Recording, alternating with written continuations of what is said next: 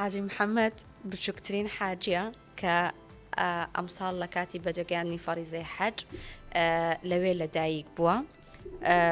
لەناو سوۆشیال میدیا دەنگدانەوەیکی زۆری هەبوو. ئێمە هەرو کاتە کارمان لەسەر کرد بووە 1964 بەڵام لە دوای ئەوەی کە دوێنێ ئێوارە گەڕاونەتەوە پامنێرمان ئەمڕۆ لە خەلیفان ڕۆشتووەتە ماڵی حاجی یەحیا کە دەکاتە باوکی حاجی محەممەدی بچکۆلانە لەوێ ڕۆشتووە و قسەی لەگەڵاکات باسیێواکات کە هەستی چۆن بووە کە ئەمان ڕۆشتون و بە دیارێکی خودداوە گەڕاونەتەوە و پرسیارەوەی لێکا بارودۆخی منداڵەکە لەگەڵ دایکی چۆنە.